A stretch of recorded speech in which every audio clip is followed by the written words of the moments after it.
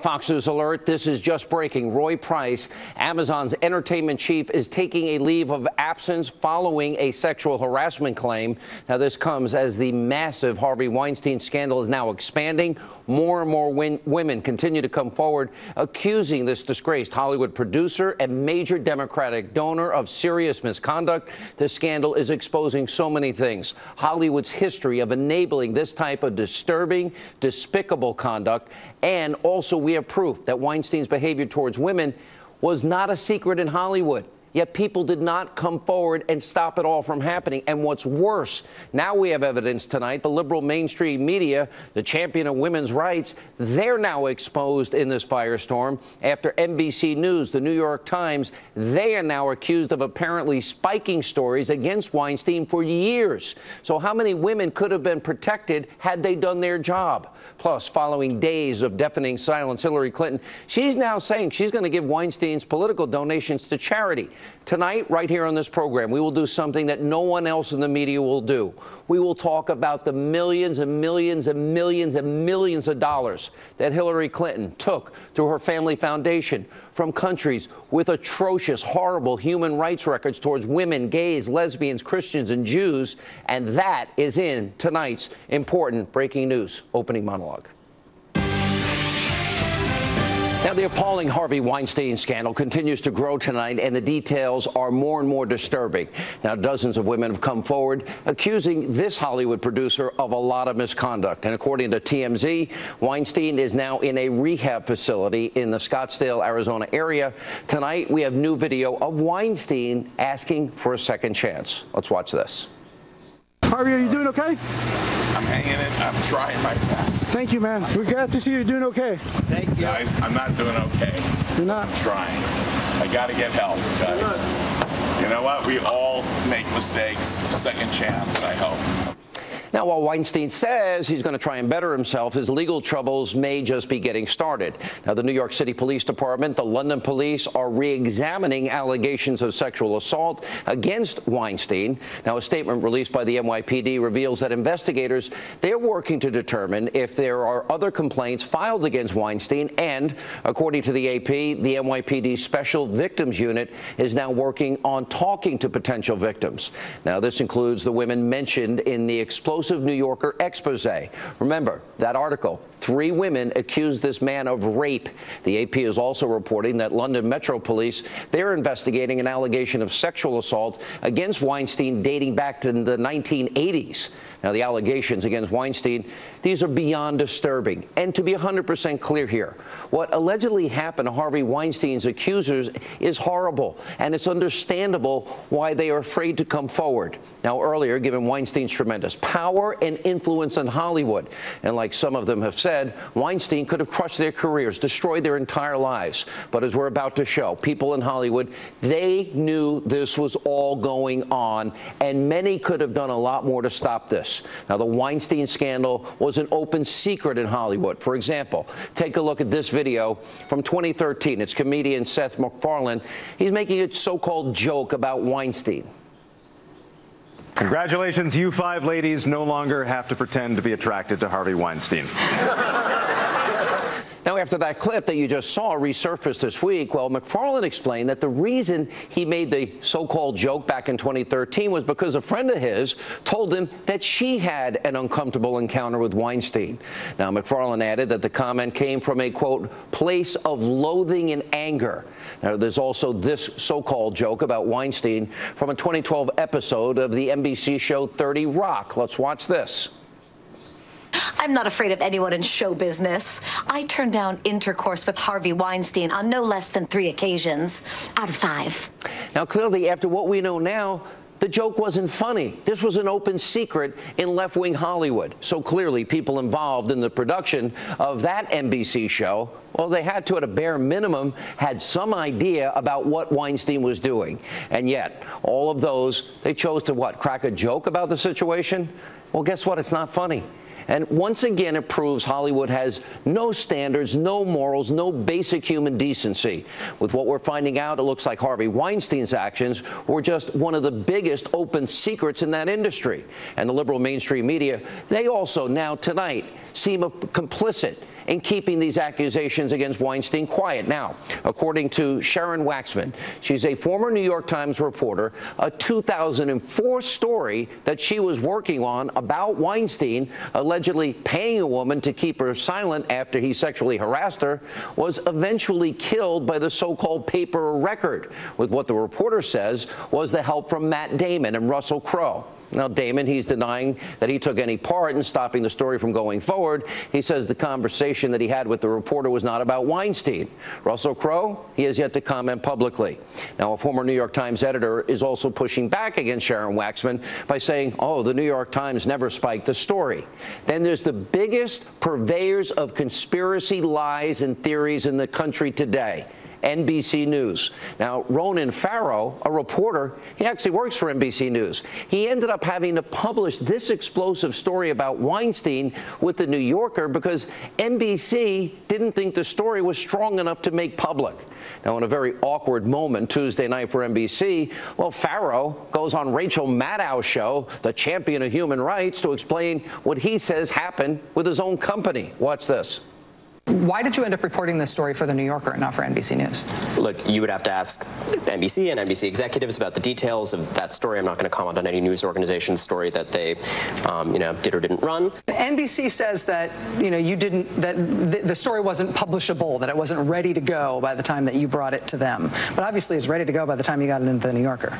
I walked into the door at The New Yorker with an explosively reportable piece that should have been public earlier. And immediately, obviously, The New Yorker recognized that, and it is not accurate to say that it was not reportable. In fact, there were multiple determinations that it was reportable at NBC. Wow. Now, predictably, in internal meeting remarks obtained by the Washington Post, NBC News president Noah Oppenheim, he denied that there was ever any effort to cover anything up. Now, he also reportedly defended the network's decision to pass on that story. He was saying Ronan Farrow's reporting at the time he presented it wasn't strong enough to move forward with. Well, if you listen to what Ronan Farrow said the other night, that's not the case. And NBC is so inconsistent with what it puts on TV and what it publishes. Remember, this is the so-called news organization. They have a news operation day in and day out that runs wild with lies and conspiracy theories daily about President Trump, about his administration. Guess what? Often they're completely void of any facts. Yet, when it comes to a story about a very powerful, high-profile liberal like Harvey Weinstein, well, NBC now claims there weren't enough facts to go with, even though Ronan Farrow proved otherwise. So in my opinion, by not going forward with these stories, the New York Times, NBC, they allowed this behavior to go on. And guess what? People suffered because of what they did. So typical of the left, the liberal, mainstream media. So quick to report rumors, conspiracy theories about President Trump, conservatives, Republicans. Comes to a scandal involving a liberal, they're more than happy to just say, oh, maybe we won't cover this.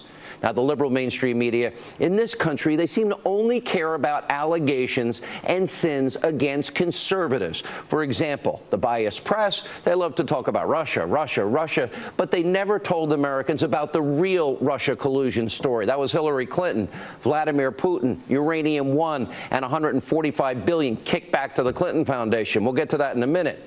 But first, we want to remind you, our viewers, about Harvey Weinstein's generous donations to all of these Democrats over the years. Now, this is something most shows in the mainstream media, they're glossing over in terms of their coverage. Weinstein donated nearly $44,000 to Hillary Clinton and even more, over $56,000 to the Obama Victory Fund. Weinstein also gave over $97,000 to the Democratic National Committee, and he even wrote checks for over $76,000 to the Democratic Senatorial Campaign Committee. And Hillary Clinton and the Obamas, it took them 5 long days before they weighed in and started to slightly denounce Weinstein. And last night on the liberal fake news CNN, there was Hillary announcing, well, she's going to give the contributions from Harvey Weinstein to charity. Here's what she said. I was just sick. I was shocked. I was appalled. It was something that was just intolerable in every way. Senator Blumenthal says that people should give back the money that he donated to them. He donated money to you directly and indirectly. Would you give the money back? Well, there's no one to give it back to. What other people are saying, what my former colleagues are saying, is they're going to donate it to charity. And of course I will do that. I give 10% of my income to charity every year. This will be part of that. There's no doubt about it.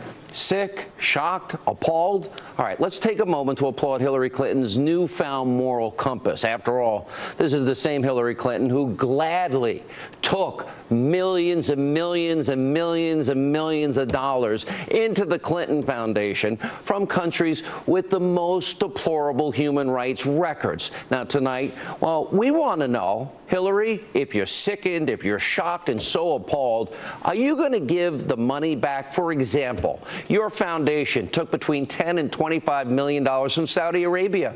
They restrict women's rights to work and travel. Men tell them how to dress. You know what? In Saudi Arabia, if you're gay or lesbian, you can be put to death. You accepted money from that country. And then there's the UAE. They gave the Clinton Foundation between $1 and $5 million. Well, they give men the legal right to beat their wives, and they don't recognize marital rape. Kuwait also gave the Clinton Foundation between $1 and $5 million. They also have an atrocious track record on women's rights. For example, no laws prohibiting domestic violence. Brunei gave Hillary Clinton's foundation $1 to $5 million. In that country, marital rape is, guess what, not illegal. Qatar donated $1 to $5 million. In Qatar, it's written into law women must obey their husbands. And ring up another $1 to $5 million from Oman. Well, that's where a woman's consent is not required to legalize a marriage. And last but not least, Algeria donated several $1,000s to the Clinton Foundation, and that country also doesn't recognize marital rape as a crime and restricts travel for some women. So we have to ask Hillary Clinton, if you really care about the rights of women, are you going to return the money from those countries that practice Sharia, where women are told how to dress, whether they can travel, whether they can work or go to school, where in many of these countries gays and lesbians are killed? You can't practice your faith if you're Christian or Jewish, because you can't build a temple or a synagogue. Now, I'm not going to hold my breath here. I'm not going to expect Hollywood liberals or the mainstream media to ever call out this massive double standard. And finally tonight, new evidence that sexual harassment could be part of a much larger systemic problem in Hollywood. Now, we've all heard the stories, the rumors. You've heard the term, the casting couch. And now more people are starting to speak out about the alleged abuse, including male actors. Terry Crews said he was groped by a Hollywood executive. James Van Der Beek is now saying, quote, older, powerful men in Hollywood inappropriately touched him. Earlier in the week, I said that Harvey Weinstein, this scandal is just opening Pandora's box, and it's going to expose what liberal, hypocritical Hollywood is really all about. We're beginning to see this come true. Hollywood A-lister Ben Affleck, he's now facing scrutiny over his actions. Why? After Affleck, he put out a statement saying that he was sick over allegations about Harvey Weinstein. It was then pointed out on Twitter that Ben Affleck once groped an actress by the name of Hillary Burton on MTV's Total Request Live back in 2003. Here's a video from a documentary showing exactly what happened. You're always like, I'm just free-spirited. It's so nice to see you. And he wraps his arm around me and comes over and tweaks my left boob. Nice to see you. Oh, now Affleck, now that he's been called out, he came out with a statement apologizing for his actions. Oh, and then there's Mr. Political himself, Jimmy Kimmel. Now, the website Mediaite actually called out the late-night host for how he's been covering the Weinstein scandal. Take a look at this headline. Hey, Jimmy Kimmel, where's your emotional monologue on sexual harassment in Hollywood? An excellent question, an excellent point. Now, Kimmel is very quick to attack President Trump and Republicans, quick to, shed a tear about topics that he cares about. But for some reason, Kimmel has been so quiet about Weinstein. Where are Kimmel's tears for Weinstein's victims? Earlier this week, a video emerged of Kimmel from back in 2002 when he co-hosted The Man Show. We must warn you, this clip is pretty graphic. Take a look. This game show is called Guess What's in My Pants. Now, I've stuffed something in my pants, and you're allowed to feel around on the outside of the pants. You'll have 10 seconds to then guess what is in my pants. You ready? Set. Go. It looks like... You should use two hands. Two hands. And it gets worse, and the girl turns out to be 18. There's also this stunning moment from former Hollywood star Ed Asner on MSNBC. Oh, the great news network they are, asking the anchor to give him a kiss. This was from just this week. Watch this. I'm joined now by a man who starred in one of those groundbreaking shows, The Mary Tyler Moore Show, winner of 7 Emmy Awards, more than any other man, Ed Asner, who helped demonstrate the changing culture of independent women in the workplace for millions of Americans each week. Ed Asner, wow, it's great to have you here. Thank you so much for coming in. Well, thank you. And not even a kiss. No, nothing, right? Oh, my God. What a pompous jackass. Now, to most of us, this is beyond offensive. However, as we've been saying, what's being uncovered about Harvey Weinstein looks to be part of a much larger problem plaguing Hollywood and Washington. Let me give you another example. Director Roman Polanski. Remember? He's the guy that was accused of raping a 13-year-old back in 1977. He even apologized years and years later. What did he do? He gave the 13-year-old champagne and Quaaludes. At the time, he was 43. The girl's 13. He was eventually charged with 6 felony counts, but fled to Europe before being sentenced. Now, you would think a 13-year-old, after that, Hollywood would completely disown him, renounce him, to absolutely be horrified by it. That never happened. In fact, back in 2003, Polanski, he won an Oscar for Best Director, and the celebrity-filled audience erupted in applause. They couldn't get enough of it, even though Polanski couldn't attend because he was avoiding authorities overseas, because if he came back to America, he'd be charged with raping a 13-year-old girl. And in 2009, after Polanski was arrested in Switzerland, guess what? That was over the 1977 case. Over 100 celebrities signed a petition demanding Polanski's release. So while the rest of America really is shocked by the Weinstein scandal, we shouldn't be at all surprised about what is really going on in Hollywood. It's been happening for years. Here with reaction from the maker.